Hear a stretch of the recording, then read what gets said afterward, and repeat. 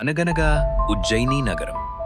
ఆ నగరాన్ని పరమ పరాక్రమవంతుడు, నీతిమంతుడు అయిన విక్రమార్క చక్రవర్తి పరిపాలిస్తుండేవారు. సరిగ్గా అక్కడే మన కథ మొదలవుతుంది. ఒకరోజు విక్రమార్కుని సభకు శాంతిశీరుడు అనే ఒక దిగంబర సన్యాసి వచ్చాడు. ఆయన రాజుగారికి ఒక మామూలు పండును బహుకరించి వెళ్ళిపోయాడు. ఇలా ప్రతిరోజూ జరగసాగింది. రాజుగారు కూడా ఆ పండును స్వీకరించి పక్కనే ఉన్న కోశాధికారికి ఇచ్చేవారు.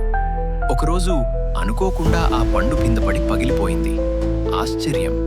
ఆ పండు లోపల నుండి ఒక ధగధగ మెరిసిపోయే అమూల్యమైన రత్నం బయటపడింది. రాజుగారు షాక్ అయ్యారు. వెంటనే పాత పండ్లన్నింటినీ తెప్పించి చూస్తే ప్రతి పండులోనూ ఒక అద్భుతమైన రత్నం ఉంది. మరుసటి రోజు ఆ సన్యాసి రాగానే విక్రమార్కుడు అడిగారు, స్వామీ, ఎందుకు నాకు ఇన్ని రత్నాలను ఇస్తున్నారు? మీకేం కావాలి అని. అప్పుడు ఆ సన్యాసి అసలు విషయం చెప్పాడు. రాజా, నేను ఒక గొప్ప మంత్రతంత్రాన్ని సిద్ధింపచేసుకోవాలి.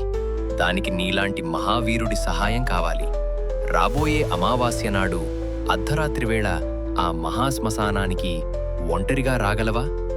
మాట తప్పని విక్రమార్కుడు సరేనన్నారు. ఆ చీకటి రాత్రి భీతి గొలిపే శ్మశానానికి వెళ్లారు రాజుగారు. అక్కడ శాంతిశీరుడు ఒక భయంకరమైన చెట్టును చూపించి, రాజా, ఆ చెట్టుకు ఒక శవం వేలాడుతూ ఉంటుంది.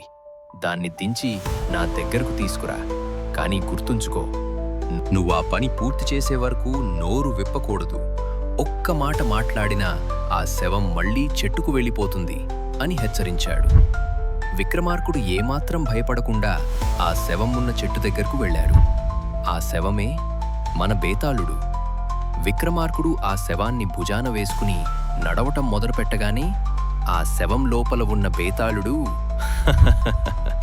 వికటహాసం చేస్తూ ఇలా అన్నాడు, ఓ రాజా, ఈ అర్ధరాత్రి పూట ఈ భయంకరమైన శ్మశానంలో ఎందుకు ఇంత కష్టపడుతున్నావు? నీ శ్రమ తెలియకుండా ఉండటానికి నేను మీకో కథ చెప్తాను, విను.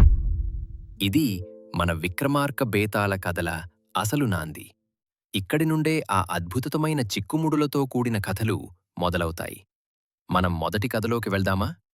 ఆ కథలో బేతాళుడు అడిగే మొదటి చిక్కు ప్రశ్న ఏంటో తెలుసుకోవాలని ఉందా?